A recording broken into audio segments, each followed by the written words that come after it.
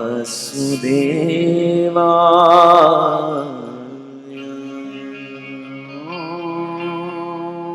नमो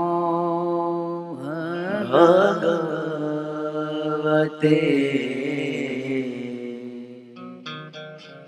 वासुदेवाय।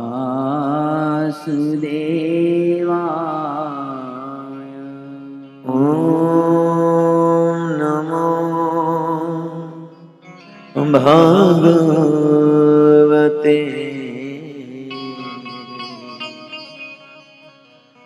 वासुदेवाय।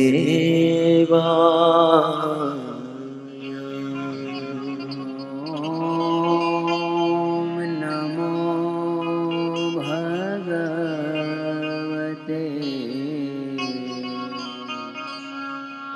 वासुदेवाय।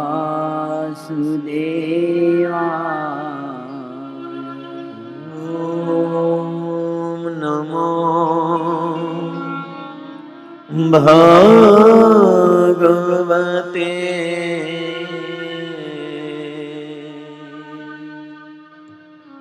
वासुदेवाय।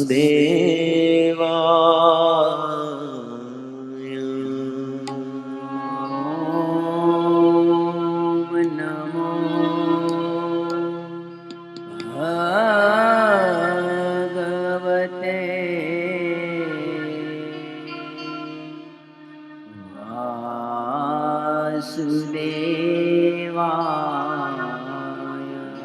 नमो विष्णुपदाय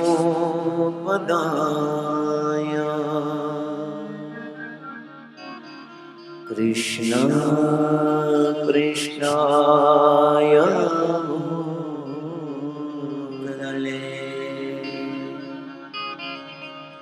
श्रीमते भक्तिवेदान्त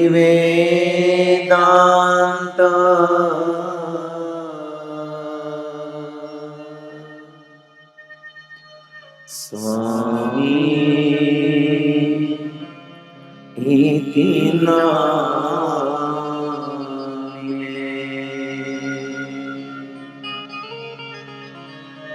नमस्ते सरस्वती देवे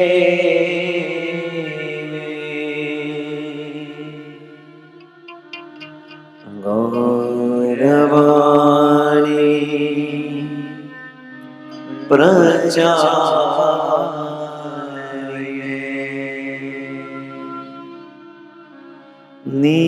निर्विशेषा शून्यवादी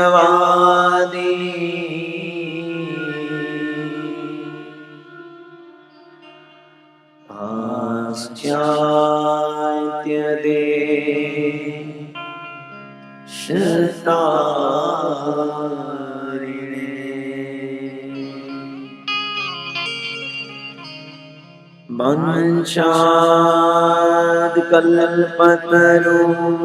वंशाद्कल्पतरुभ्यश्च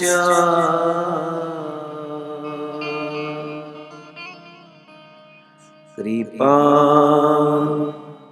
सिन्धुभ्य एव च पतितानां पावनेभ्यो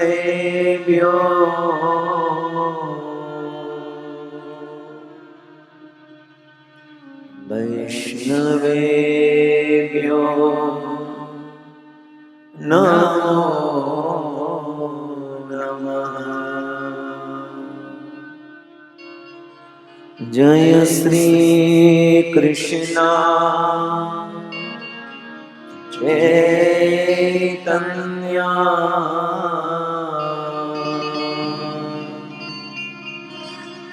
प्रभु नित्यानंद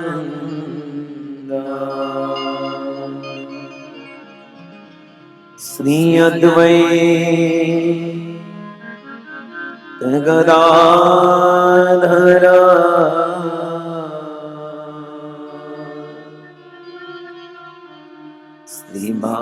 श्रीवासादि श्री गौर भक्त वृंद। हरे कृष्णा हरे कृष्णा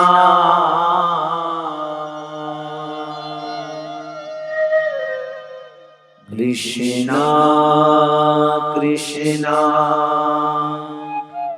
हरे हरे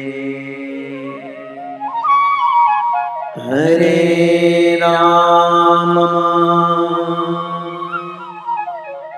हरे राम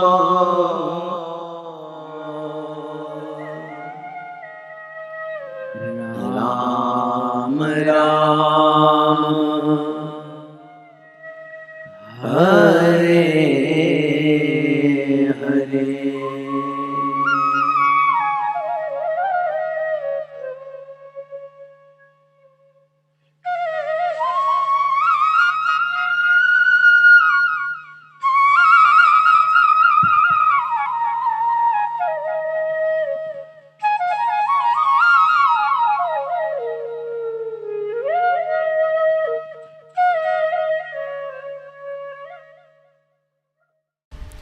हरे कृष्णा। हम आप सभी वैष्णव भक्तों का हृदय से स्वागत करते हैं। हम जिस स्थान पर उपस्थित हैं, बैठे हैं, उस स्थान का नाम है महावन। और महावन के अंतर्गत भगवान की अनेक लीलाओं को हम श्रवण करते हैं। महावन के अंतर्गत अनेक अनेक स्थल के विषय में आज हम श्रवण करने का प्रयास करेंगे, क्योंकि यह स्थल वास्तव में देखा जाए अत्यंत ही सुंदर है। क्योंकि महावन के विषय में कहा जाता है कि समस्त वनों के आयतन में सबसे बड़ा होने के कारण, महावन सबसे बड़ा होने के कारण इस महावन को बृहद वन भी कहा गया है। और इसको महावन, गोकुल या बृहद वन, ये अनेक अनेक नामों से इनको पुकारा जाता है। गोलोक से यह जो गोकुल है वो अभिन्न है। भगवान का गोलोक धाम और ये गोकुल दोनों ही समान है, ऐसा शास्त्र कहते हैं। और सुंदर प्रमाण भी है। गोलोक रूपेणम तुभ्यम गोकुलाय नमो नमः अति दीर्घाय रम्याय द्वादिशम योजनायतः। ये बहुत सुंदर बात कही जाती है कि गोपराज नंद बाबा और प्रजन्य गोप, ये जो गोलोक से अभिन्न है, और गोपराज जो नंद बाबा हैं और नंद बाबा के पिता प्रजन्य गोप, पहले ही वो वृंदावन में ही रहते थे। वहीं रहते समय उनके उपनंद, उपानंद, अभिनंद, श्रीनंद, सुनंद और नंदन, ये प्रजन्य गोप के 5 पुत्र थे। तथा सनंदा और नंदिनी 2 कन्याएं जन्म हुई प्रजन्य गोप को। और उन्होंने वहीं रहकर अपने सभी पुत्र और कन्याओं का विवाह किया। मध्यम पुत्र जो नंद जी हैं, और नंद जी को कोई संतान न होने से वे बहुत चिंतित थे। प्रजन्य गोप के जो मध्य पुत्र थे नंद, उनकी कोई संतानें नहीं थी, इसलिए वो बड़े चिंतित थे। उन्होंने अपने पुत्र नंद को संतान की प्राप्ति के लिए नारायण की उपासना और उन्हें नारायण की उपासना करने के लिए कहा। और उन्होंने आकाशवाणी से यह ज्ञात हुआ और उपासना की, भगवान कृष्ण की उपासना की, नारायण की। और उन्हें आकाशवाणी से ज्ञात हुआ कि श्री नंद को असुरों का दलन करने वाले महाक्रमी सुंदर सर्वगुण संपन्न एक पुत्र शीघ्र ही नंद बाबा को उत्पन्न होगा। और ये हम सब जानते हैं नंद बाबा के कौन पुत्र उत्पन्न होने वाला है। ये आकाशवाणी हुई और कहां के सर्वगुण संपन्न बालक का जन्म होगा। और ऐसा कहा जाता है कि फिर इसके कुछ ही दिनों बाद केसी आदि असुरों का उत्पात आरंभ हो गया। असुर का उत्पात मच गया और पर्जन्य ग्रोप पूरे परिवार और अपने सगे संबंधी को लेकर बृहदवन अर्थात इस महावन में उपस्थित हुए। और इस बृहदवन के निकट ही, बृहदवन या महावन के निकट ही यमुना बहती। आप पीछे देख सकते हो, एक सुंदर यमुना बहती है और वह नाना प्रकार के वृक्ष लता और सुशोभित पुष्पों से अलंकृत है। बहुत अद्भुत है महावन है। गौ को चराने के लिए यहाँ पर पूर्ण रूप से चारा भी पूर्ण रूप से मिल जाता है यहाँ पर। और इस स्थान को देखकर सब गोप ब्रजवासी, जितने भी ब्रजवासी थे वो सब ब्रज गोपवासी प्रसन्न हो गए, क्योंकि ऐसा स्थान मिलना वास्तव में असंभव है। सुखपूर्वक यहाँ पर रहने लगे और अपने परिवार के साथ निवास करने लगे। यहीं पर नंद भवन में यशोदा मैया ने कृष्ण, कन्हैया तथा योग माया को के जो यमज संतान के रूप में अर्धरात्रि को प्रसव हुआ। ऐसा कहा जाता है कि ऐसे स्थान को जहां गौ चराने और सुंदर यह स्थान था, ऐसे ही इस स्थान को देखकर सभी गोप ब्रजवासी बड़े प्रसन्न हुए तथा यहीं पर सुखपूर्वक निवास करने लगे। और यहीं पर नंद भवन में यशोदा मैया ने कृष्ण, कन्हैया तथा योग माया को यमज संतान के रूप में अर्धरात्रि को प्रसव किया। और यही यशोदा के सुतिगार में नाड़ी छेदन आदि जात कर्म वैदिक संस्कार हुए। और यही ही पूतना, अघासुर, तृणावत आदि असुरों का भगवान कृष्ण ने इसी स्थान, इसी महावन में वध किया। और पासी नंद की गौशाला और कृष्ण और बलदेव का नामकरण हुआ था। इसी स्थान के निकट कृष्ण और बलराम का नामकरण हुआ। और कहा जाता है कि यहीं ही पास में घुटनों पर कृष्ण और बलराम चले। यहीं पर मैया यशोदा ने चंचल बाल कृष्ण को उखल से बांधा था, जहां हम आज दर्शन करने वाले थे। और कृष्ण ने यमलार्जुन का उद्धार किया। यही 2.5-3 वर्षीय अवस्था तक भगवान कृष्ण ने और बलराम के साथ अनेक बाल क्रीड़ाएं की। और उनका वर्णन है कि बृहद महावन गोकुल की ये लीला स्थली ब्रह्मांड पुराण में किस प्रकार वर्णन है। एक विशांति तीर्थानी युक्त भूरि गुणान्वितम यमलार्जुन पुण्यात्मा नंदकुपम तथैव च चिंता हरणम ब्रह्म कुंडम कुंडम सारस्वतम तथा। और चिंता हरणम वो भी है सरस्वती शिलाम तत्र विष्णु कुंडम समन्वितम कर्णकुपम कृष्ण कुंडम गोपकुपम तथैव च रमणम रमस्थानम तृणावत आख्याम अयंतम पूतना पातन स्थानम तृणाव्रत आख्यान पतनम नंद दरिहम नंद गेह घाटम रमणम संज्ञतम। और मथुरान नाथ उद्भवम क्षेत्रम पुण्यम प्राप्त प्रणाशनम जन्म स्थानम तु शेषस्य जन्म योग माया।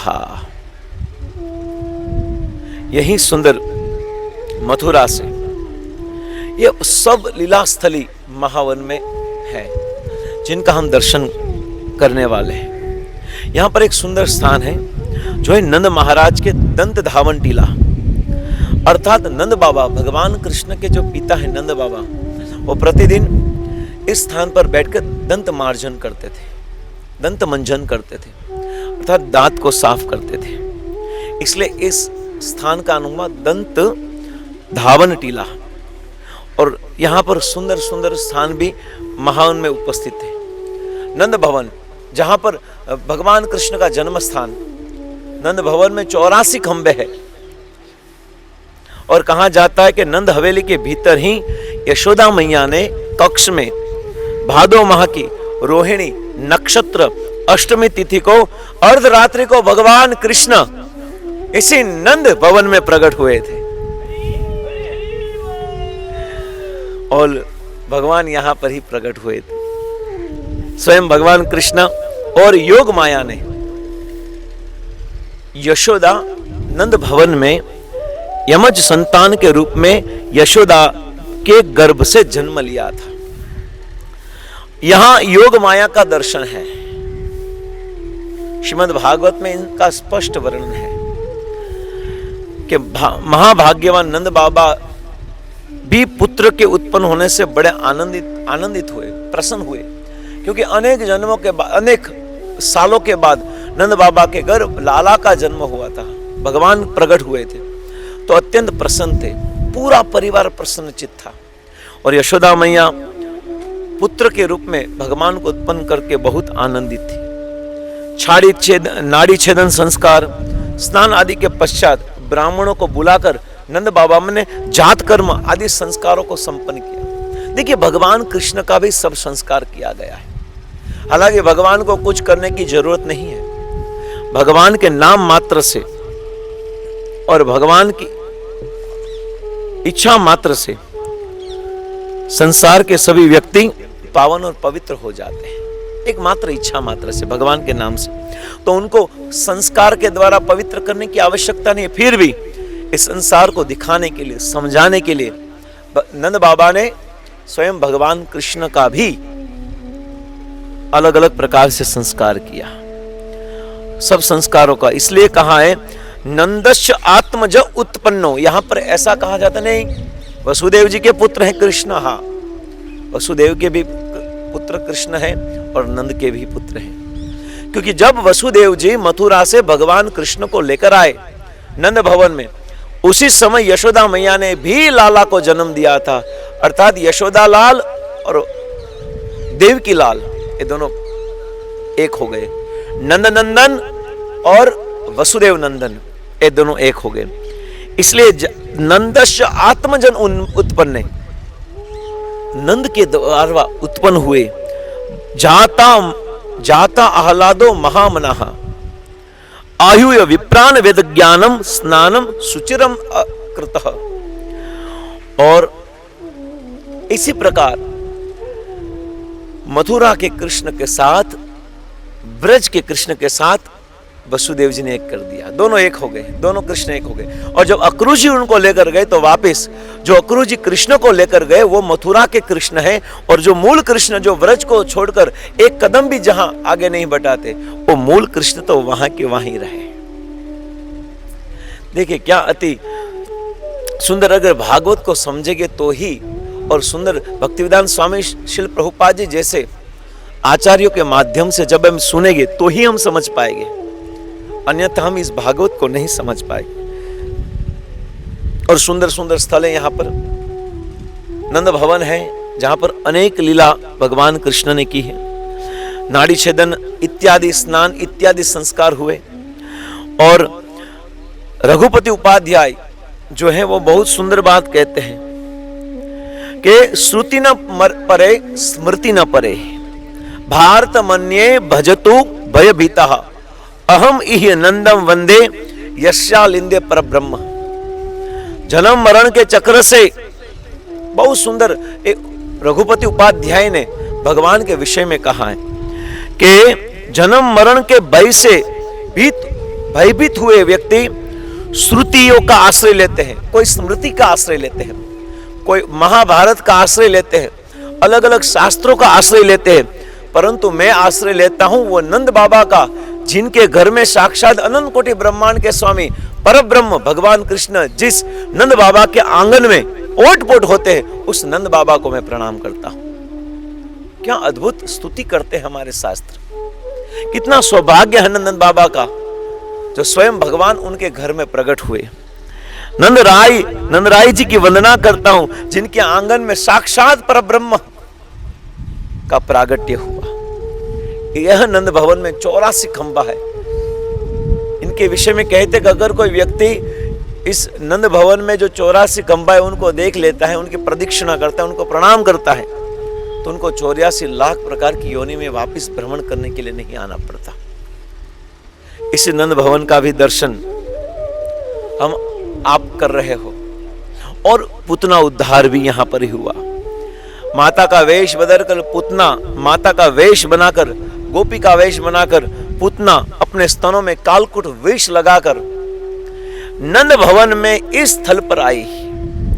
उसने सहजी यशोदा और रोहिणी के सामने पलने पर सोए हुए भगवान कृष्ण को अपनी गोद में उठा लिया और स्तनपान कराने लगी। और इतनी सुंदर दिख रही थी पुतना कि यशोदा और रोहिणी को लगा कि नहीं, ये साक्षात, देखा जाए तो साक्षात लक्ष्मी स्वरूपा है। और हाथ में कमल लिया था, इसलिए लक्ष्मी लग रही थी। साक्षात ये वैकुंठ से, ये साक्षात स्वर्ग से उतरने वाली ये स्वर्ग की अप्सरा लग रही थी। और यही पुतना जो वेश बदल कर आई थी, उन्होंने यशोदा मैया और रोहिणी को कहा, क्या मैं इस बालक को दूध पिला सकती हूँ? और यशोदा मैया प्रसन्न हो गई, हाँ क्यों नहीं। क्योंकि पुतना को देखकर पूरी जितने भी ब्रज में थे सब ब्रजवासी एकदम आकर्षित हो गए।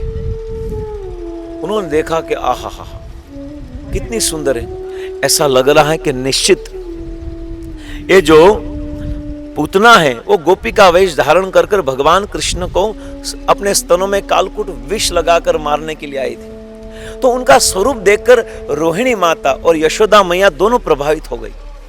उनको लगा कि निश्चित ये कोई स्वर्ग की अप्सरा है या तो वैकुंठ से आने वाली लक्ष्मी है। और इस लक्ष्मी और इस अप्सरा का दूध अगर मेरा लाला पिएगा तो ये लाला भी स्वर्ग के लोगों की तरह आयुष्मान, यशस्वी, सब प्रकार के गुण उनके अंदर प्राप्त हो गए। तो इस भोली भाली बातों को समझकर, सुनकर यशोदा मैया और रोहिणी माता प्रभावित हो गई। और इसी भगवान लाला को पुतना ने अपने गोद में उठा लिया और अपने गोद में उठाकर उनको स्तनपान कराने का प्रयास किया। और जैसे ही स्तनपान कराने का प्रयास किया तो तुरंत ही पुत्र की कामना से, परंतु भगवान तो भगवान है, भगवान कृष्ण तो भगवान ही, वो जान गए। भगवान कृष्ण ने पुतना को आकर देखा, तुरंत ही भगवान ने आंख बंद कर दी। और आंख बंद करने के बाद पुतना ने, भगवान सोच रहे थे, तो प्रश्न हो सकता है कि पुतना को देखकर भगवान कृष्ण ने आंख क्यों बंद कर दी, क्यों आंख बंद कर दी? तब उनके उत्तर में होता है कि पुतना को देखकर आंख इसलिए बंद कर दी, भगवान ने सोचा मैं यहाँ पर माखन मिश्री खाने के लिए आया हूं, पर मुझे सबसे पहले कालकुट विष पीना पड़ता है। भगवान ने आंख इसलिए बंद कर दी, भगवान ने सोचा कि राक्षसी बनकर मुझे मारने के लिए आई है और मुझे उनका उद्धार करना है, तो स्वयं मेरे द्वारा उनका उद्धार होने वाला है, तो मैं देख तो लूं कि ये पुतना ने अपने पूर्व जन्म में कैसे कर्म किए हैं। इस प्रकार से भगवान आंख बंद कर पुतना के पूर्व जन्म का स्मरण कर रहे थे। और पूर्व जन्म में महाराज बलि की कन्या रत्नमाला थी, जो पुतना बनकर भगवान कृष्ण को मारने के लिए आई थी। और भगवान वामन देव को अपने पिता के राजभवन में देखकर वैसे ही सुंदर पुत्र की कामना की। और जब वही भगवान वामन ने बलि महाराज के 2 पैर में सब कुछ प्राप्त कर लिया, तो वही बलि की पुत्री जो रत्नमाला थी, वो रत्नमाला प्रभावित होकर कहा कि इससे अच्छा तो मैं इनको मार दूं। ये उनके अंदर इच्छा हुई, इसलिए भगवान तो भगवान है, कैसे भी इच्छा कर कर भगवान के पास आओ, भगवान उनकी इच्छा को पूर्ण करता है। और यही जो बलि महाराज की जो कन्या थी रत्नमाला, यही पुतना बनकर आई, तो भगवान ने दूध पीने का भी सौभाग्य प्राप्त दिया और साथ साथ में भगवान को मारने की इच्छा थी, ये भी प्राप्त की। एवं भगवान कृष्ण ने उनका स्तनपान करके धीरे धीरे उनके प्राण को भी पी लिया।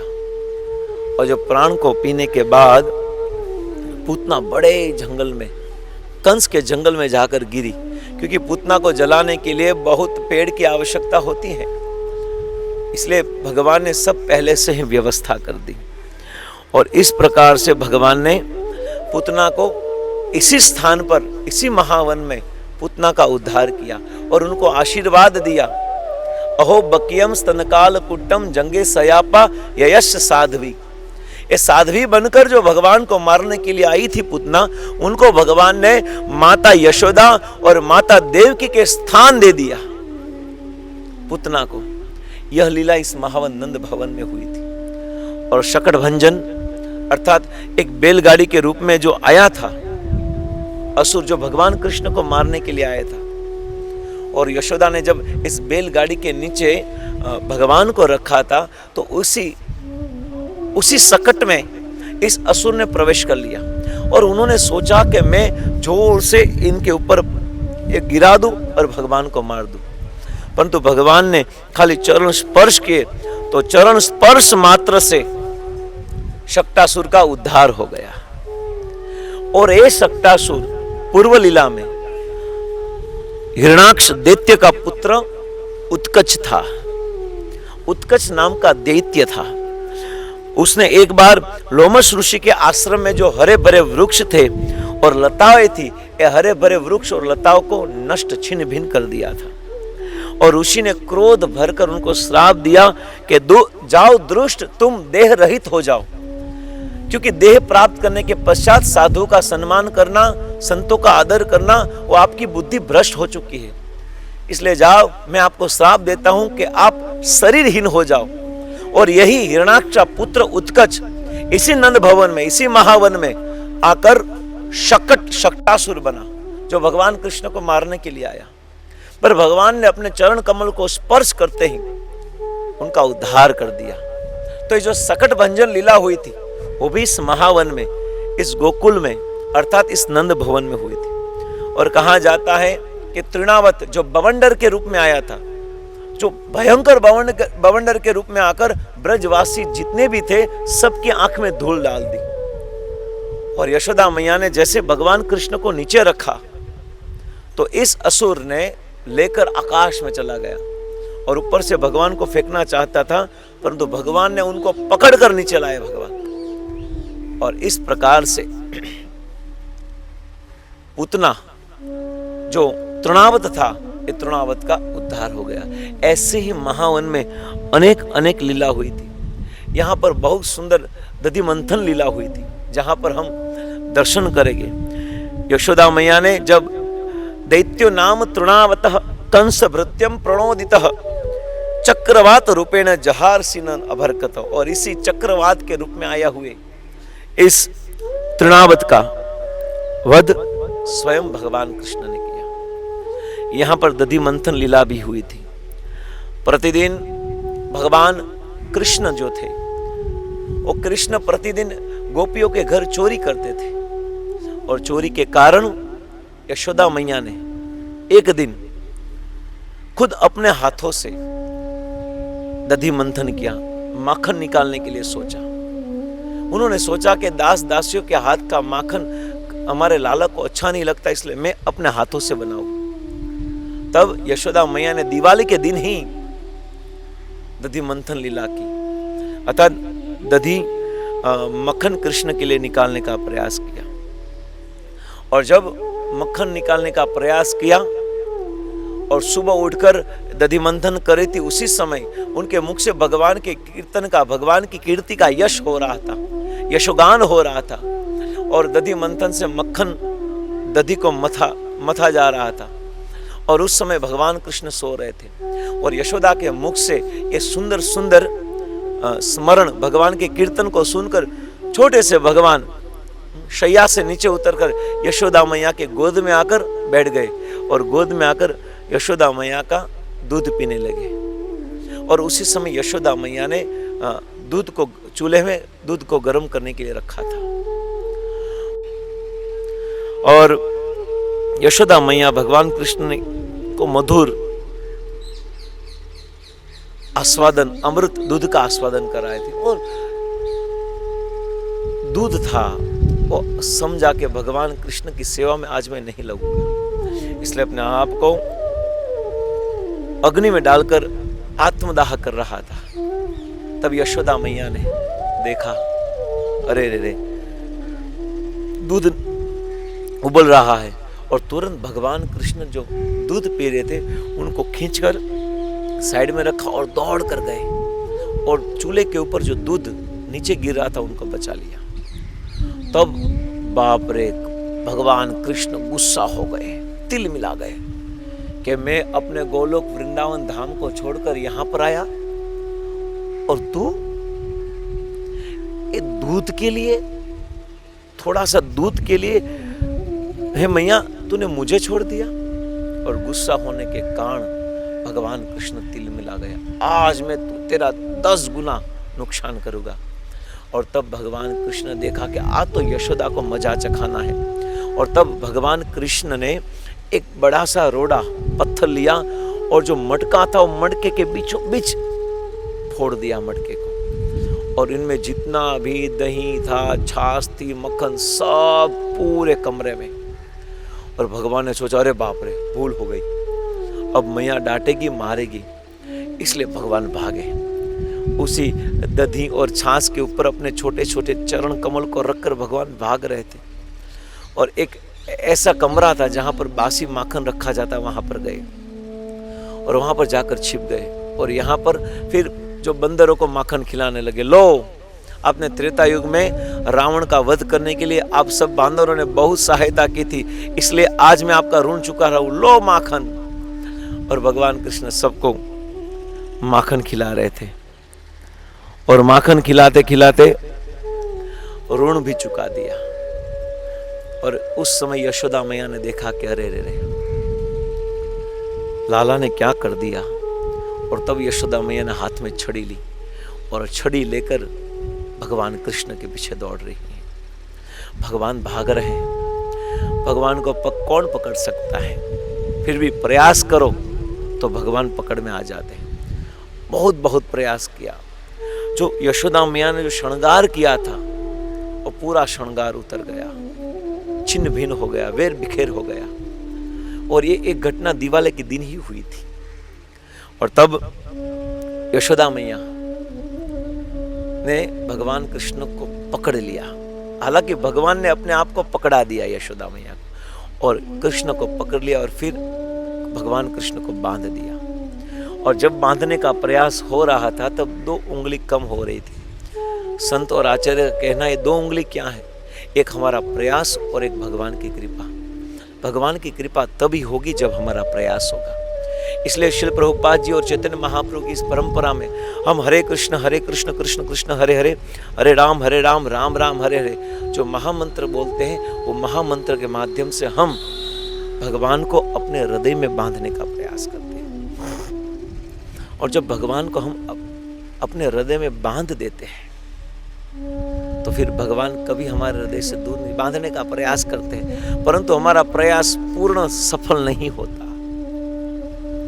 इसलिए हमें प्रतिदिन अभ्यास करना पड़ेगा भगवान के नाम का कीर्तन करते हुए, भगवान को हमारे हृदय में बांधने का, हमारे हृदय में स्थित कराने का। और यशोदा मैया ने इस 2 उंगली से अनेक प्रयास किया और इस प्रयास के सार रूप फलस्वरूप यशोदा मैया के सामने भगवान बन गए। वैसे प्रतिदिन भगवान का नाम लेंगे, महामंत्र का कीर्तन करेंगे, प्रयास करेंगे भगवान को बांधने का, तो हमारा प्रयास देकर भगवान भी अवश्य आज नहीं तो कल तो हमारे हृदय में बंध जाएंगे।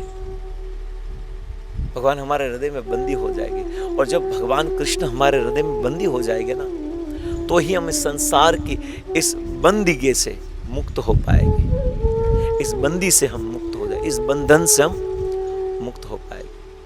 और फिर यशोदा मैया ने भगवान कृष्ण को बांध दिया और इस बांधे हुए भगवान कृष्ण को देखकर हमारे आचार्य ने बहुत सुंदर दामोदर अष्टकम गाया, जो इस्कॉन के प्रत्येक मंदिर में सुबह और शाम गाया जाता है कार्तिक मास में। सत्यव्रत मुनि ने इस सीन को देखकर 8 श्लोक का दामोदर अष्टकम गाया और दीपदान करके पूरा महीना, ये कार्तिक का पूरा महीना सभी भक्त भगवान कृष्ण को प्रसन्न करने का प्रयास करते हैं। नमामीश्वरम सच्चिदानंद रूपम लसत्कुंडलम गोकुले ब्रजमानम यशोदाभियो लोक लाब्धवमानम परामृष्टमत्यंतो धृत्य गोप्या। और वही बंधे हुए भगवान कृष्ण जब उखल के साथ उखल को खींच रहे थे, और वहां ही नंद भवन में 2 पेड़ थे जो कुबेर के पुत्र नल कुबेर और मणिग्रीव थे। नारद जी के श्राप से दोनों पेड़ हो गए थे हजारों सालों से, पर नारद जी का आशीर्वाद था कि आप पेड़ बनोगे तो नंद भवन में बनोगे। हम जो सूरदास, हमने जो रसखान जी की जो समाधि देखी, और रसखान जी यही प्रार्थना करते हैं, यही रसखान जी कहते कि हे प्रभु, अगर जन्म देना है तो ब्रज में दियो, अगर पशु बनाना है तो इस ब्रज में पशु बनाओ कि पशु बनकर हम भगवान के कृष्ण के चरण कमल को चाटे रखें। हे प्रभु, अगर लता पता घास बनाना है, गुल्म बनाना है तो इस ब्रज में बनाओ, क्योंकि इस गोपियों और ब्रजवासी भक्तों के इस चरण के रज को हम अपने सिर पर ले सके। व्रज के अलावा कहां भी हमें जन्म नहीं लेना है। जो रसखान जी की हमने समाधि देखी, वहां पर रसखान जी की ये सुंदर दोहे है। और इस प्रकार भगवान कृष्ण ने उखल को घिसते घिसते, इसलिए संत और हमारे भक्तगण गए थे, जब भगवान कृष्ण इस उखल को घिस रहे थे तब भगवान का एक नाम पड़ा, और वो नाम था घसीटारा। और फिर वो उखल को घिसते घिसते खींचते खींचते 2 पेड़ों के बीच में से कृष्ण निकल गए, पर उखल नहीं निकल पाया। इसलिए जैसे देखा तो तुरंत दोनों पेड़ गिर गए, और दोनों पेड़ को गिरते ही उनमें से सुंदर तेजस्वी 2 पुरुष प्रकट हुए। एक कुबेर के दोनों पुत्र थे। और फिर नंद बाबा ने भगवान कृष्ण को बंधन से मुक्त करवाया। यह यशोदा ने भगवान कृष्ण को जो बांधा था, यह भी यहाँ ही घटना घटी थी। उखल बंधन जो हमने दर्शन कर रहे, जो हमने दर्शन किया, और इसी उखल बंधन की लीला। और हम जिस स्थान पर बैठे हैं, उस स्थान का नाम है ब्रह्मांड घाट। बहुत रमणीय स्थान है। हर साल हमारी परिक्रमा हम सब यहाँ ही आते हैं, और यहाँ पर आकर खूब सुंदर स्नान भी करते हैं। आप देख सकते हो सुंदर यमुना के जल को, जो सुंदर नौका विहार और छोटे अनेक पशु वहां पर सुंदर विचरण कर रहे हैं, और इतनी रमणीय है। मान लो आप हमें देख रहे हो ऑनलाइन, आपको लगा कि हम अभी ही खड़े होकर इस ब्रह्मांड घाट में आकर यहाँ पर स्नान करने के लिए आ जाए, ऐसा मन हो रहा है। ऐसी अद्भुत यमुना यहाँ पर विचरण करती है। हर साल यहाँ पर हम आते हैं, और खूब आनंद से सभी भक्त मिलकर यहाँ पर नृत्य करते हैं, नाचते हैं और स्नान करते हैं। बहुत ही अद्भुत स्थान है ये। और इस ब्रह्मांड घाट, यहाँ पर भगवान कृष्ण गोपालों के साथ खेलते समय यहाँ पर मिट्टी खाई थी, और कृष्ण को मिट्टी खाते देखकर गोप बालकों ने यशोदा मैया से कह दिया। माँ यशोदा ने बलराम जी से इस विषय में पूछा, तो बलराम जी ने कन्हैया के मिट्टी खाने की बात को समर्थन किया। बलराम जी ने कहा, हाँ, लाला ने मिट्टी खाई है। मैया ने घटना स्थल पर पहुंचकर कृष्ण से पूछा, जिस स्थान पर भगवान कृष्ण को पकड़ा था, इसी स्थान पर यशोदा मैया ने, और उसी स्थान पर जाकर पूछा कि लाला, ए कन्हैया, क्या तुमने मिट्टी खाई है? तब कन्हैया ने उत्तर दिया, नहीं मैया, मैंने मिट्टी नहीं खाई। यशोदा मैया ने कहा, कन्हैया, अच्छा, तू मुंह खोलकर दिखा तो जरा, मैं देखूं कि तूने मिट्टी खाई है कि नहीं। कन्हैया ने मुंह खोलकर कहा, देख ले मैया। मैया तो स्तब्ध हो गए। जैसे ही भगवान ने अपना मुंह खोला और मिट्टी को देखने के लिए यशोदा मैया ने जैसे देखा, तो यशोदा मैया भगवान के मुंह को देखकर स्तब्ध हो गई, और स्तब्ध होकर देखा कि अरे बाप रे, अगणित ब्रह्मांड, यहाँ पर ग्रह, तारे, नक्षत्र, तारे, समुद्र, अगणित ब्रह्मा विष्णु महेश तथा चर अचर सब कुछ भगवान कृष्ण कन्हैया के मुख में देखा, मुख में दिखाई पड़ा। भयभीत होकर उन्होंने आंख बंद कर ली और सोचने लगे, अरे बाप रे, ये मैं क्या देख रहे हूं? क्या ये मेरा भ्रम नहीं है ना? क्या ये मेरा भ्रम है या किसी की माया है? ये आंखें खोलने पर देखा कि कन्हैया उनकी गोद में बैठा हुआ था, और जैसे यशोदा मैया ने आंख खोली तो कन्हैया यशोदा मैया के गोद में बैठा था। और यशोदा ने घर लौटकर ब्राह्मणों को बुलाया और इस देवी प्रकोप की शांति के लिए एक स्वस्ति वाचन भी करवाया और ब्राह्मणों को गोदान और दक्षिणा दी।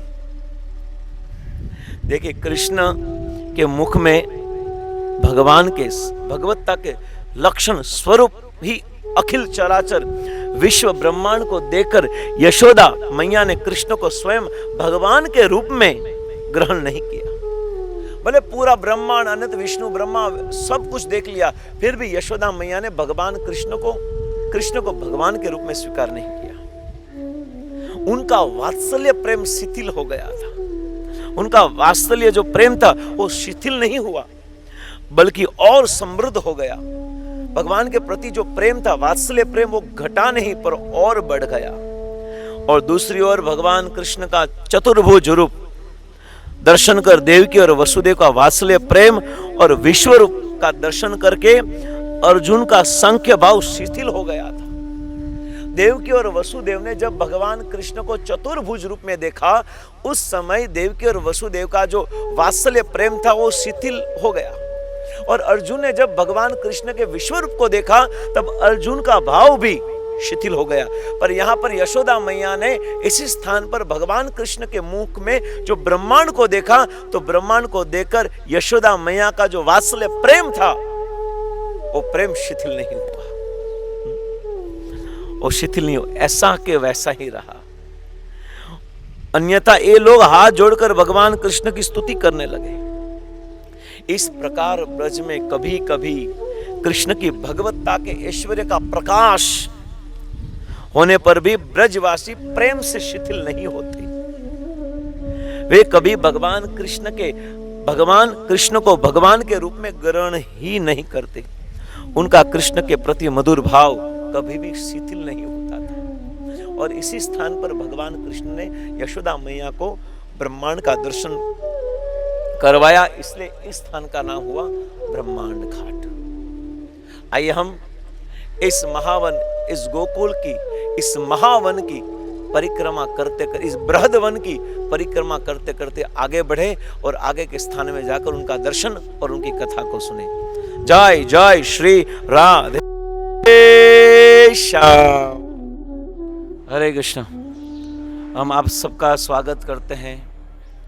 हम जिस स्थान में बैठे हैं उस स्थान का नाम है दाऊजी। यह दाऊजी का गांव है, बलदेव जी का स्थान है। यह स्थान बहुत सुंदर है और इस गांव का नाम रिढ़ा भी है, किंतु वर्तमान समय में इस गांव का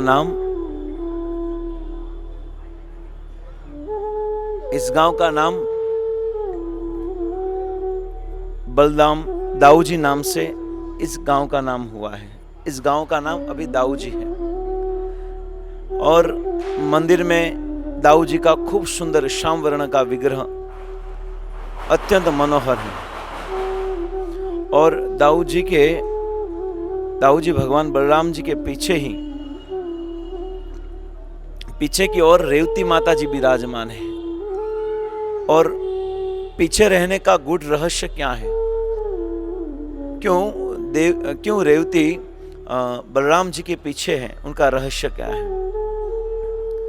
दाऊजी का विवाह द्वारका में रहते समय हुआ था, ब्रज में रहते समय नहीं हुआ था। इसलिए रेवती जी अलक्षित रूप में पीछे दिखती है। मंदिर के पश्चिम में खूब सुंदर क्षीर सागर के नामांतर शंकरशन कुंड स्थित है।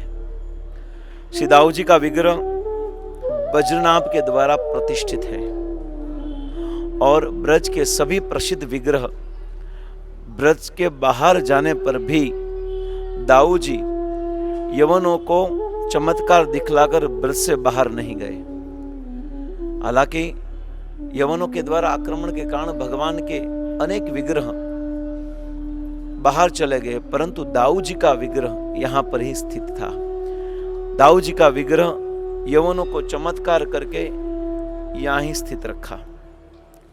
इसलिए यह स्थान विद्रुम वन के अंतर्गत आता है। दाऊ जी का वास्तविक जन्म स्थान गोकुल महावन में है। और कहा जाता है जब देवकी के रथ को कंस चला रहा था और आकाशवाणी हुई कि देवकी का 8वां गर्भ कंस के मृत्यु का कारण है, ये बात को सुनकर ही कंस जो था वो भगवान को मारने का प्रयास कर रहा था।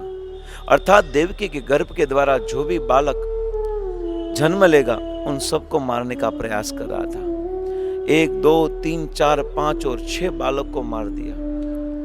और 7वें बालक के रूप में साक्षात दाऊ जी भगवान बलराम आने वाले थे। तब भगवान कृष्ण ने योग माया को आदेश दिया, योग माया जाओ, आज तुमको मेरा काम करना होगा। योग माया ने कहा, हाँ प्रभु बताइए कौन सा मैं काम करूं, कौन सी आपकी सेवा करूं। तब भगवान ने कहा कि आज तुम मथुरा में स्वयं मेरा अंश, मेरा स्वअंश बलराम जी प्रकट होने वाले हैं। इस बलराम जी को तुम देवकी के गर्भ में से गोकुल में रोहिणी के गर्भ में स्थानांतरित कीजिए।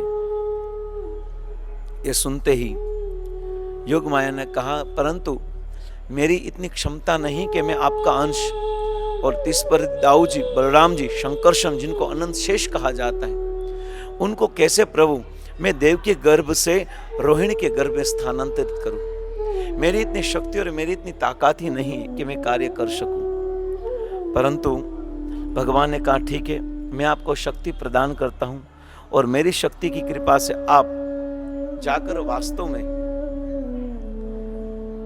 इस कार्य करने में आप सफल होगे। और भगवान के आदेश को प्राप्त करके योग माया ने कहा, प्रभु अगर आपकी कृपा मुझ पर रहेगी तो निश्चित में कार्य में सफल होगी, और आपके आदेशों का पालन करना और आपकी सेवा करना यही वास्तविक मेरा धर्म है। और इस बात को पूर्ण करके भगवान प्रसन्न हो गए और भगवान ने कहा कि अगर आप मेरा एक काम कर दोगे, आप मेरे अंश दाऊ जी को अगर रोहिणी के गर्भ में स्थानांतरित कर दोगे तो इस संसार में लोग आपको खूब पूजेंगे, आप अलग अलग नाम से जानी जाओगे। और इनको भागवत के 10वें स्कंद में पहले दूसरे अध्यायों में इनका सुंदर वर्णन आता है कि भगवान कृष्ण अलग अलग नाम से यही योग माया दुर्गा को अलग अलग नाम से इस पूरे विश्व भर में प्रचलित होगी। और इस प्रकार योग माया जो थी, ये योग माया ने भगवान कृष्ण के आदेश का पालन किया। और जब देवकी के गर्भ में स्वयं भगवान के स्व अंश बलराम जी आए, तो बलराम जी आए तो तुरंत ही बलराम जी को योग माया ने भगवान की कृपा से, भगवान की शक्ति से रोहिणी के गर्भ में स्थानांतरित करने का प्रयास किया और देवकी के गर्भ से लेकर भगवान बलराम जी को, दाऊ जी को रोहिणी के गर्भ में स्थानांतरित किया। ये कार्य करना कोई साधारण नहीं है, क्योंकि जो बलराम जी हैं वही दाऊ जी हैं और दाऊ जी हैं वही अनंत शेष हैं। अनंत शेष वो है जो इस संसार में अनंत ब्रह्मांड को अपने अनंत ब्रह्मांड को अपने सिर पर धारण करते हैं। इन अनंत ब्रह्मांड को धारण करने वाले शंकरषण अनंत शेष को, बलराम जी को, दाऊ जी को देवकी के गर्भ से रोहिणी के गर्भ में स्थानांतरित करना ये कोई सामान्य बात नहीं है। फिर भी भगवत कृपा से, भगवान की कृपा से योग माया दुर्गा शक्ति ने यह काम किया और देवकी के गर्भ से रोहिणी के गर्भ में दाऊ जी भैया को स्थानांतरित किया। और जब यह काम योग माया ने किया तो भगवान उन पर प्रसन्न हो गए। और यहां पर कंस को मालूम हुआ कि देवकी का जो 7वां गर्भ है जो बालक था वो देवकी के गर्भ में ही मृत्यु को प्राप्त हो गया। अर्थात और तब मथुरा में रहने वाले जितने भी लोग थे वो सब कंस को डांटने लगे और कंस के ऊपर क्रोध करने लगे कि हाय रे दुर्भाग्य, इस कंस का आतंक तो देखो कि इनके कष्टमय और दुखमय कार्य के कारण, कंस के इस क्रूर व्यवहार के कारण देवकी के गर्भ में जो 7वां पुत्र है, और 7वां पुत्र जन्म लेते पहले ही, जन्म हुआ ही नहीं उससे पहले ही उन्होंने अपना शरीर छोड़ दिया। भय से, डर से, कंस के क्रूर इस घातक व्यवहार से यह बालक ने मां देवकी के गर्भ में ही अपना प्राण छोड़ दिया और कंस को गाली देने लगे। और तब भगवान कृष्ण 8वें नंबर में प्रकट हुए। अर्थात जो बलराम जी हैं, जो दाऊ जी हैं, वास्तव में वो भगवान के प्रत्येक लीला में भगवान को सहयोग करते हैं, सहकार करते हैं। और दाऊ जी जो हैं, ये दाऊ जी ही यहाँ पर विराजमान है। और ये बहुत ही, ये जो भगवान दाऊ जी हैं वो यहाँ इनके पीछे एक संकर्षण कुंड है। इसी संकर्षण कुंड से भगवान दाऊ जी का विग्रह स्वयंभू प्रकट हुआ था, जो बज्रनाभ ने जिनकी स्थापना की थी। और औरंगजेब जो यवन मुस्लिम राजा के आक्रमण के कारण जब सभी पुजारियों ने भगवान के विग्रह को छिपा दिया, उस समय बज्रनाभ के द्वारा स्थापित विग्रह को पुजारी ने इसी कुंड में छिपा दिया और छिपाने के कारण यह संकर्षण कुंड में से प्रकट हुआ और संकर्षण कुंड में से यह विग्रह दाऊ जी का विग्रह प्रकट हुआ। और कहा जाता है कि दाऊ जी भगवान के बड़े भाई हैं और भगवान का प्रकट होने से पहले, जब भगवान प्रकट हुए उससे पहले ही दाऊ जी आए। क्यों? क्योंकि भगवान आने से पहले भगवान की सेवा के रूप में, जो त्रेता युग में लक्ष्मण के रूप में थे, वहीं भगवान बलराम जी के रूप में आकर भगवान जिस देवकी के गर्भ में आने वाले थे उनको साफ सफाई कर दी। क्योंकि अनंत कोटि ब्रह्मांड के स्वामी जहां प्रकट होने वाले हैं तो निश्चित उस स्थान को साफ करना भी आवश्यक है। इसलिए भगवान ने आकर, बलराम जी ने आकर भगवान के आने की व्यवस्था कर दी और व्यवस्था के कारण 8वें गर्भ में स्वयं भगवान कृष्ण प्रकट हुए। और बड़े भैया के रूप में बलराम जी दाऊ जी आए, क्योंकि दाऊ जी सोच रहे थे कि मैं जब त्रेता युग में रामचंद्र का छोटा भाई बना तब तो मुझे बहुत सेवा करनी पड़ी। राम की बात को मैं टाल ही नहीं सका क्योंकि बड़े थे। छोटे होने के कारण प्रभु श्री रामचंद्र जो भी बात कहते, जो भी कार्य करते, वो मैं स्वीकार कर लेता और उनको मैं अपने जीवन में आचरण करता। और कोई कार्य से प्रभु श्री रामचंद्र का अहित होता है, दुख होता है, कष्ट होता है, तो भी उनको नहीं बोल सकता, क्योंकि मैंने देखा कि प्रभु श्री रामचंद्र के सामने में मेरी कुछ नहीं चलती। इसलिए इस अगले अवतार में खुद छोटा नहीं पर बड़ा बनकर आऊंगा और बड़ा बन के आकर उनको आदेश दूंगा।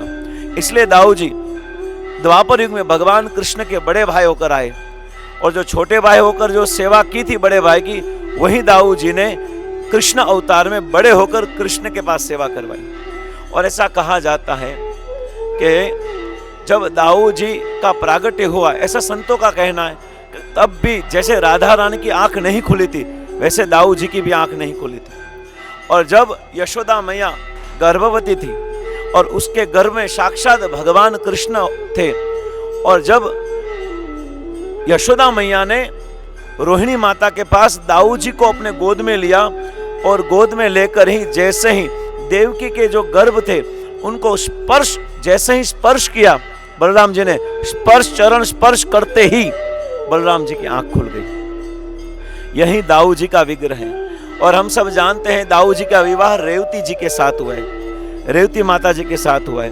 और रेवती रेवत राजा की पुत्र थी। और ये सतयुग में रेवत राजा का शासन बहुत अद्भुत था और उनकी पुत्री थी रेवती। और इतनी सुंदर थी तो उन्होंने निर्णय कर लिया कि संसार के सबसे श्रेष्ठ सर्वगुण संपन्न ऐसे पुरुष के साथ ही शादी करवानी है मेरी पुत्र की। तो उन्हें बहुत ढूंढा, परंतु रेवत राजा को रेवती के लिए कोई उचित वर नहीं मिला। इसलिए रेवत राजा ने ये सोचकर कि संसार में मुझे लग रहा है कि मेरी पुत्री के लिए कोई उचित वर नहीं है, मुझे लगता है इस सृष्टि का सर्जन करने वाले जो विधाता है ब्रह्मा जी हैं, मैं ब्रह्मा जी को ही पूछूं और ब्रह्मा जी के पास जाकर कहूं कि मेरी इस पुत्री के लिए कौन सा वर योग्य है। इसलिए रेवत राजा गए, सत्यु की बात है, रेवत राजा गए ब्रह्मा जी के पास और ब्रह्मा जी को कहा कि हे ब्रह्मा जी, मेरी पुत्री सर्वगुण संपन्न है और मैं चाहता हूं कि मेरी पुत्री का विवाह भगवत स्वरूप से ही हो, भगवान के स्वरूप से ही हो। और तब ब्रह्मा जी ने कहा, महाराज आप यहां पर आ गए, परंतु अब नीचे अनेक काल व्यतीत हो गए और अनेक काल व्यतीत होने के कारण बहुत समय निकल गया, अनेक युग व्यतीत हो गए और अब वर्तमान समय में जो युग चल रहा है वो द्वापर युग है, त्रेता युग है और द्वापर युग है। और द्वापर युग में स्वयं भगवान कृष्ण अपने स्वंश बलराम जी के साथ प्रकट हुए हैं। इसलिए आप जाओ और जाकर इसी द्वापर युग में भगवान कृष्ण के जो बड़े भाई हैं बलराम जी के साथ अपनी पुत्री का विवाह कराओ। तुरंत ही रेवत राजा जैसे ही यहां पर आए तो सब बदल गया था, क्योंकि युग व्यतीत हो गया था और युग व्यतीत होने के कारण, बहुत समय होने के कारण अब क्या करे, परंतु उस समय द्वापर युग में भगवान कृष्ण और बलराम की लीला चल रही थी।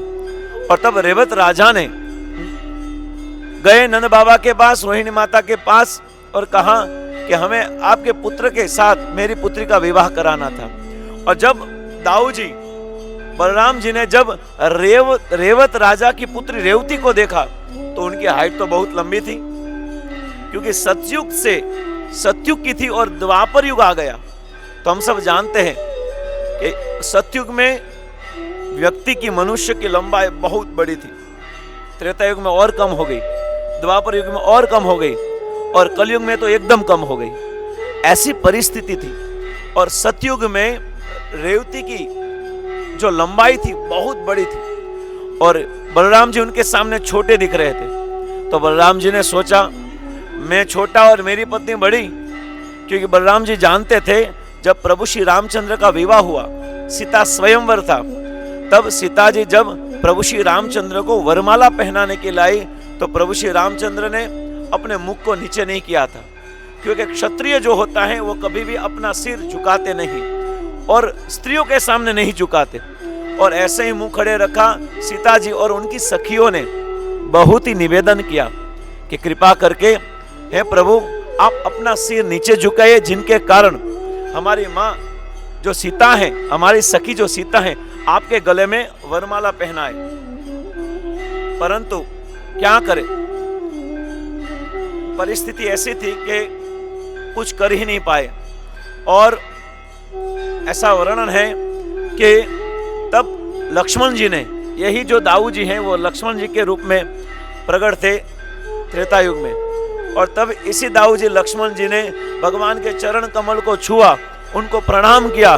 दंडवत प्रणाम जैसे ही किया तो दंडवत प्रणाम करते ही प्रभु श्री रामचंद्र ने लक्ष्मण जी को उठाया। लक्ष्मण जी को जैसे उठाने के लिए जैसे ही झुके और लक्ष्मण जी ने इशारा कर दिया सीता महारानी को कि आप हार पहना दो। जैसे झुके सीता महारानी ने हार पहना दिया। तो लक्ष्मण जी जानते थे कि ऊंचाई लंबाई क्या होती है, और बलराम जी के सामने रेवती की जो लंबाई थी बहुत थी। तब बलराम जी ने सोचा कि ये जोड़ी तो बराबर नहीं है, इसलिए बलराम जी ने अपने हल से, जो रेवती की लंबाई बहुत बड़ी थी, अपने हल से उनकी हाइट को अपने समान कर दिया। और फिर दाऊ जी का विवाह, बलराम जी का विवाह यहाँ पर रेवती जी के साथ हुआ। और यहाँ पर बहुत रिस्पेक्ट से और घर की मर्यादा के अनुसार यहाँ रहती हैं, इसलिए दाऊ जी के साथ नहीं है। रेवती जी का जो विग्रह है वो दाऊ जी के पीछे के हिस्से में है, क्योंकि घर में रहती है जो बहू होती हैं वो एकदम नम्र होती हैं और घर के सब रीति रिवाजों का पालन करती हैं। इसलिए रेवती जी का विग्रह दाऊ जी के साथ नहीं, दाऊ जी के पीछे है। और यहाँ पर दाऊ जी का शासन चलता है, दाऊ जी बलराम है, ऐसा कहा जाता है। यही दाऊ जी आदि गुरु है और भगवान कृष्ण को सेवा कराने के लिए बड़े भाई के रूप में आए, परंतु बड़े भाई के रूप में होकर भी वो जानते थे कि पूर्ण पुरुषोत्तम भगवान कृष्ण ही है, उनकी सेवा करना ही मेरा वास्तविक धर्म है। इसलिए भले बड़े बने थे फिर भी सेवा वो भगवान कृष्ण की करते थे। और यशोदा मैया ने कहा था बलराम जी को, दाऊ जी कहां भी जाओ कृष्ण को कभी अकेले मत छोड़ना। और भगवान कृष्ण जब जब दाऊ जी कृष्ण के साथ नहीं गए तब भगवान ने बहुत धूम मचाई है। कालिया नाग को दमन किया था तब दाऊ जी साथ में नहीं थे, ब्रह्म विमोहन लीला में दाऊ जी साथ नहीं थे, ऐसे ऐसे बहुत असुर को मारा था, उस समय दाऊ जी भगवान कृष्ण के साथ नहीं थे। क्यों? क्योंकि दाऊ जी ये काम करने नहीं देते। इसलिए यहाँ पर दाऊ जी का एक अद्भुत और प्राचीन विग्रह विराजमान है जो स्वयंभू है, जिनकी स्थापना स्वयं वज्रनाभ ने की थी। और ये संकर्षण कुंड जो पीछे संकर्षण कुंड है उसी संकर्षण कुंड में से प्राप्त हुआ था। और यहाँ पर दाऊ जी का विग्रह है। हम दाऊ जी के चरणों में यही प्रार्थना करते हैं, यही निवेदन करते हैं कि आप आदि गुरु हो, आप सबके गुरु हो और आप भगवान कृष्ण की सेवा और भक्ति करने में एक्सपर्ट हो। आप हमें आशीर्वाद दीजिए कि हम भगवान कृष्ण की भक्ति कर सके और हम भगवान कृष्ण के चरण कमल के प्रति हमारा प्रेम जागृत हो सके। ऐसी ही प्रार्थना हम इस दाऊ जी के पास करें। बोलो दाऊ जी भगवान की, ओ दाऊ जी की, बोलो कृष्ण बलराम की, निताई गौर प्रेमानंदे। हरे कृष्णा। आज के दिन का हम अब विराम लेते हैं और हम आप सबको निवेदन करते हैं कि अब हम दीपदान करेंगे, दामोदर अष्टकम गाएंगे। तो जो भक्त को अनुकूल है अपने घर में दिया लेकर हम ऑफर कर सकते हैं, दीपदान कर सकते हैं। तो आप सभी हमारे पीछे दामोदर अष्टकम को गाइए और आप दीपदान कीजिए। हरे कृष्ण। श्री राधा दामोदर भगवान की, श्री दामोदर अष्टकम की। नमामीश्वरं सच्चिदानन्दरूपम् लसत्कुण्डलं गोकुले व्रजमानम्। नमामीश्वरं सच्चिदानन्दरूपम् लसत्कुण्डलं गोकुले व्रजमानम्। यशोदाभियो लोकलाघवमानम् परामृष्टमद्यं तो धृत्य गोप्या। यशोदाभियो लोकलाघवमानम् परामृष्टमद्यं तो धृत्य गोप्या।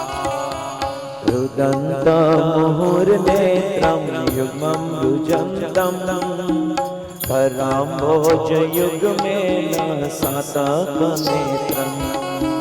रुदन्तं मुहुर्नेत्रं युग्मं रुजन्तं कराम्भोजयुग्मेन सातकनेत्रम्।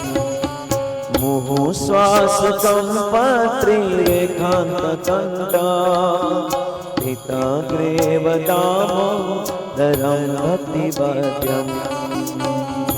श्वासकं पात्रिरेखान्तकण्ठा पिताग्रेव दामोदरं भक्तिवर्ध्यम्।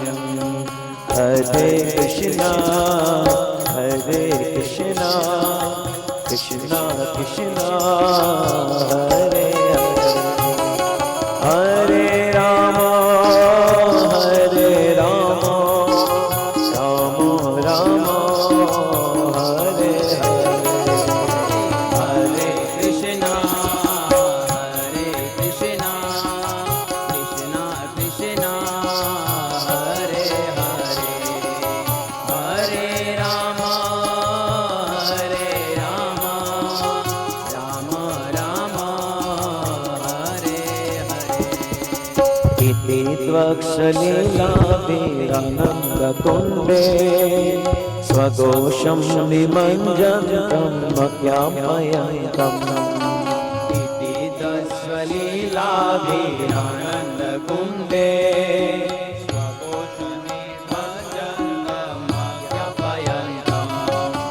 त्वदीये सिताग्नेषु भक्ते जितत्वम् पुनः प्रेमतस्तं शतावृत्ति वन्दे मदीयेषु तत्रेषु भक्तेजितत्वं पुनः प्रेमतस्तं शतावृत्ति वन्दे वरं देव मोक्षं न मोक्षं वदिं वा न चानं वृणेऽहं वर्षादपि वा देव मोक्षं न मोक्षं वदिं वा न चाणं वृणेऽहं वरेषादपि वा इदं देव पुरनाथ गोपालबालं सदा मे मनस्याविरास्तं किमन्ये इदं देव पुरनाथ गोपालबालं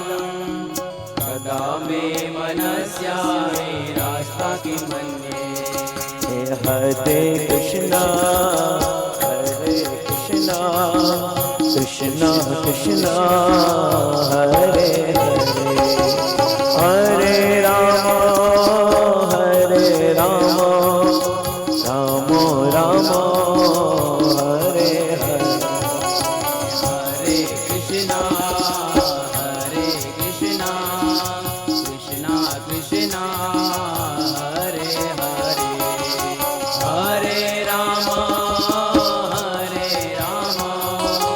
राम राम हरे हरे इदं ते मुखं भोजं मध्यन्तनीले कृतं कुन्तले स्निग्धरक्तेश गोप्या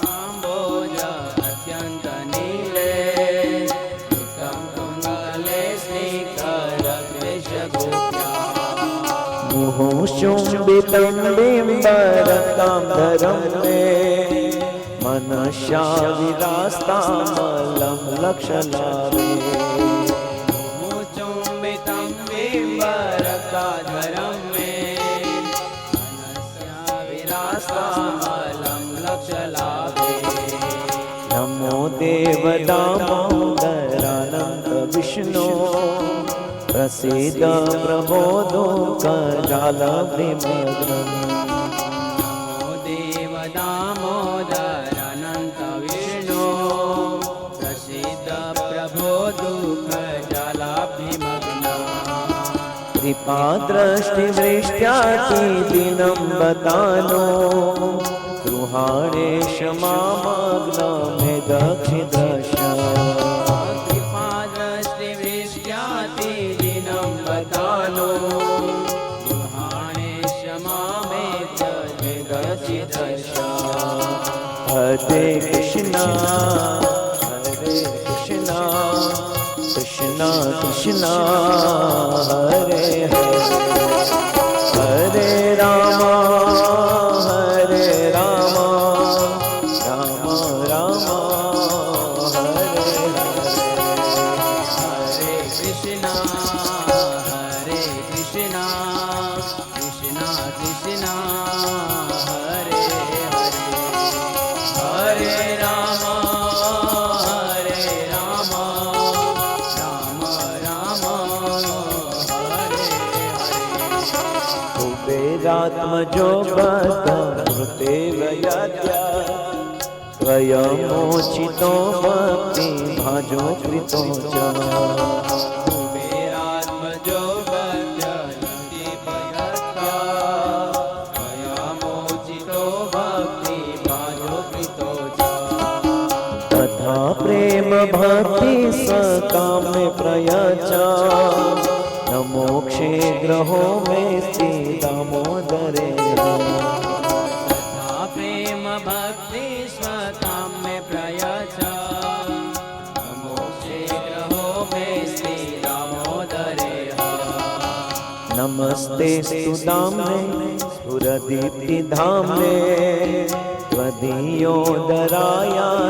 विश्वशदाम्ने नमस्तेस्तु दाम्ने स्फुरदीप्तिधाम्ने त्वदीयोदरायात विश्वस्य दाम्ने नमो राधिकाये त्वदीय प्रियाय नमो नन्दलीलाय देवाय तुभ्यम् नमो राधिकाय त्वदीय प्रियाय नमो नन्दलीलाय देवाय तुभ्यम् नमो राधिकाय त्वदीय प्रियाय नमो नन्दलीलाय देवाय तुभ्यम् नमो राधिकाय त्वदीय प्रियाय नमो नन्दलीलाय देवाय तुभ्यम् नमो राधिकाय त्वदीय प्रियाय नमो नन्दलीलाय देवाय तुभ्यम् नमो राधिकाय त्वदीय प्रियाय नमो नन्दलीलाय देवाय तुभ्यम् हरे कृष्णा कृष्णा कृष्णा हरे हरे हरे राम राम राम हरे हरे हरे कृष्णा कृष्णा कृष्णा हरे हरे हरे राम राम राम हरे हरे हरे कृष्णा कृष्णा कृष्णा हरे हरे हरे राम राम राम हरे हरे हरे कृष्णा कृष्णा कृष्णा हरे हरे शिवो हरे राम राम राम हरे हरे हरे कृष्णा कृष्णा कृष्णा हरे हरे हरे राम राम राम हरे हरे हरे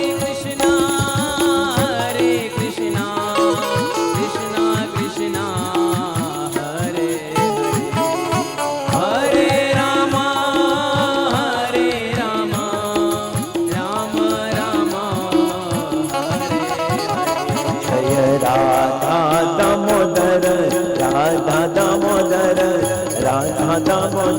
राधे राधे राधा दामोदर राधा दामोदर राधे राधे हरि बोल हरि बोल हरि बोल हरि बोल हरि बोल हरि बोल हरि बोल हरि बोल बोल हरि बोल हरि बोल हरि बोल हरि बोल